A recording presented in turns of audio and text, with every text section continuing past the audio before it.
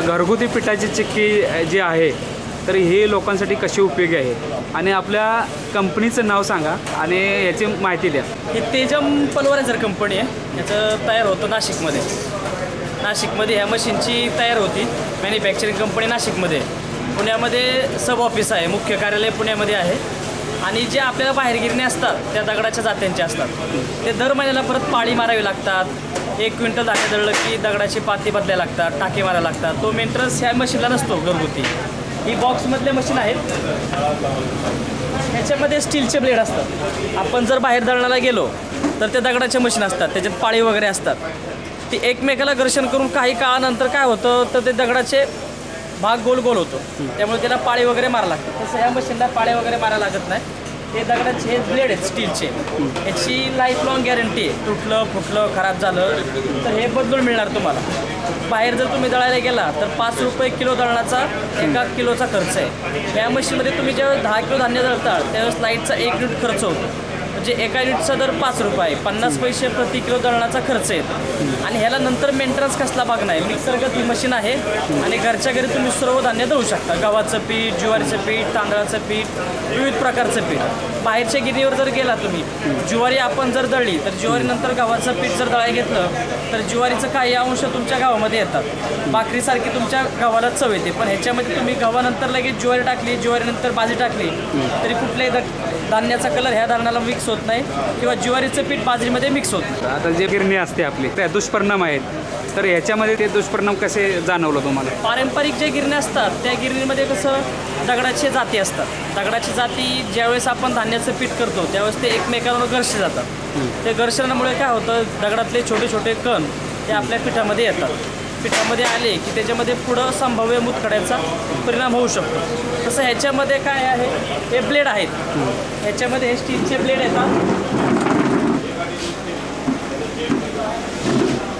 हे 202 स्टीलचे ब्लेड येतात। हे जे ब्लेड आहेत हे एकमेकाला न घासता ह्याच्या स्पीडवर RPMवर धान्य बारीक होतं, धान्याचं पीठ येतं। त्यामुळे काय होतं, एकमेकाला घर्षण न होता पिठाचंच प्रमाण जास्त बारीक येतं आणि त्याच्यामुळे आपल्या शरीराला कुठल्याही अपायकारक असं गोष्टी होत नाही। आणि दुसरी गोष्ट कसं, बाहेर पारंपरिक गिरणीमध्ये तुम्ही जर गेला तर आपण ज्यावेळेस भाकरी चपाती करतो त्यावेळेस चाळणीने पीठ काढतो, तर त्यावेळेस चाळ बाहेर राहून आपण पिठाच्या चपात्या करतो, तर ह्याच्यामध्ये चाळाचं पण पीठ येतं। त्यामुळे डॉक्टर काय सांगतात आपल्याला की चाळीमध्ये जीवनसत्व आहे, तर चाळ न टाकता भाकरी किंवा चपाती करा। तर ह्याच्यामध्ये आपल्या चाळणीचं पण पीठ येतं, त्यामुळे ते उपयोगी पडतात। ह्याच्यामध्ये सुरुवातीचा प्रकार हा आहे, ह्या ज्या रेग्युलर गिरण्या आहेत ह्या बाहेर दुकानामध्ये पण अवेलेबल आहेत मार्केटमध्ये। ही सुरुवातीची गिरणी आहे 1 HP ड्राय मशीन। ह्याच्यामध्ये तुम्ही कोरडं धान्य कुठलंही दळू शकता, गव्हाचं पीठ, ज्वारीचं पीठ, बाजरीचं पीठ, तांदूळ, डाळ, असं कोरडं धान्य कोणत्याही प्रकारचं ह्याच्यामध्ये होतं। ही 1 HP मशीन आहे, ताशी ॲव्हरेज 8 ते 10 किलो येतं। ह्याच्यानंतर येते ही दुसरी मशीन,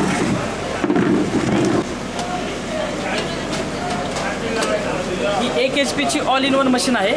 याच्यामध्ये तुम्ही कोरड्या धान्याबरोबरच तेलकट पदार्थ, ओले पदार्थ तुम्ही दळू शकता, म्हणजे गव्हाचं पीठ, ज्वारीचं पीठ हे पारंपरिक धान्य पण होतं।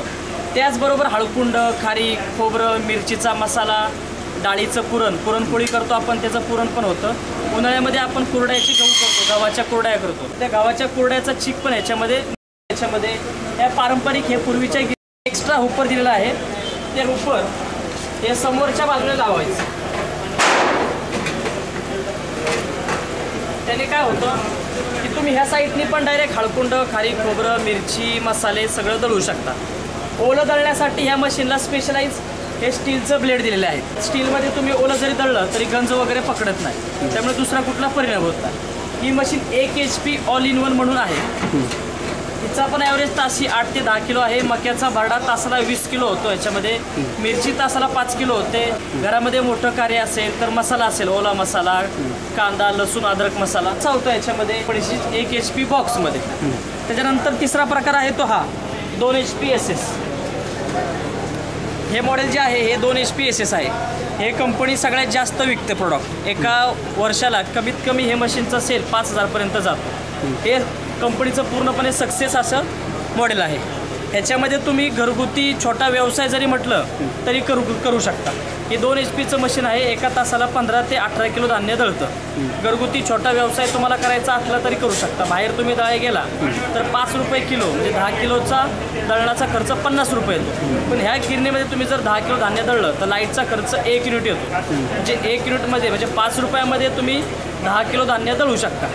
50 पैसे प्रति किलो दळणाचा खर्च येतो. 10 किलो मागं तुम्ही 40 रुपये ह्या मशीनमध्ये तासाला उत्पन्न करू शकता. दिवसात जर तुम्ही 5 तास मशीन चालवली तर दिवसामागे तुम्हाला 200 रुपये मिळू शकतात. 6 महिन्याचा विचार केला तर ह्या मशीनची किंमत 6 महिन्यामध्ये तुमची वसूल होते.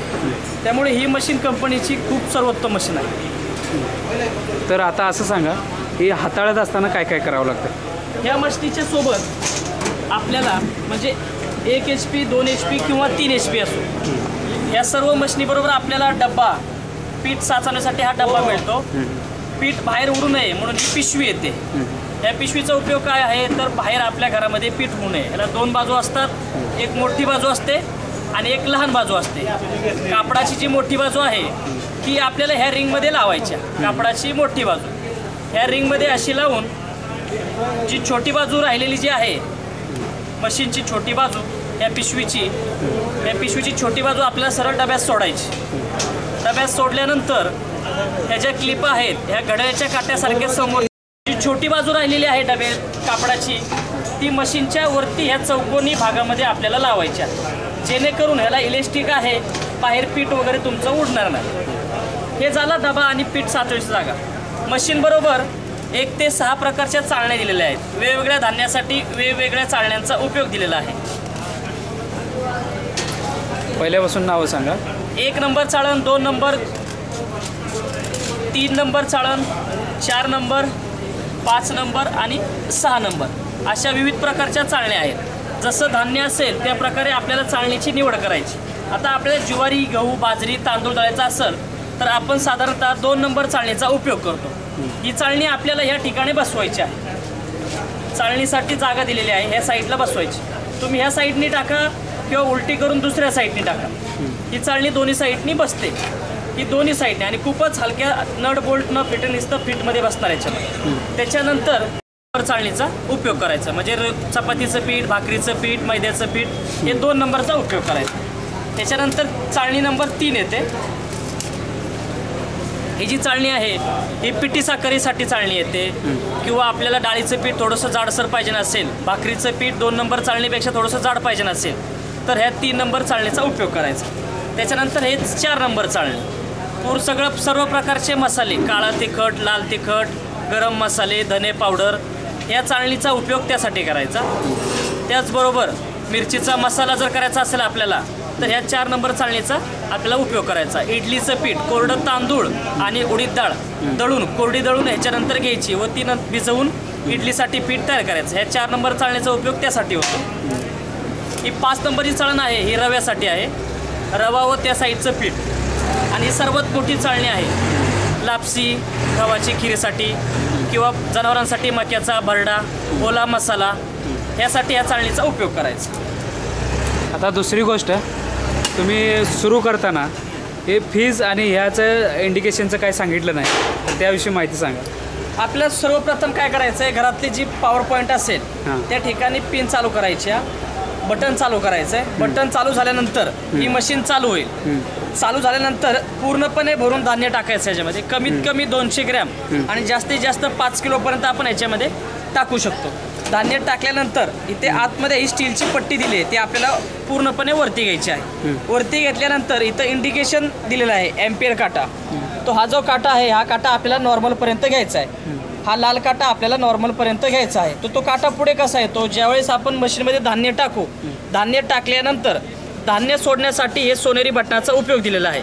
सोनेरी बटन आपण 1, 2, 3 साईडला फिरवल्यानंतर धान्याचं स्पीड ह्या ड्रममध्ये जायला सुरुवात होईल आणि जे स्पीड चालले तो हा लाल काटा इंडिकेशन दाखवणार आहे. तुम्ही हा काटा जास्त फिरवला तर धान्य स्पीडमध्ये जातं आणि हा काटा पुढे पुढे पुढे येतो. तर हा काटा आपल्याला लाल रेषेपर्यंत ॲडजस्ट करायचा आहे.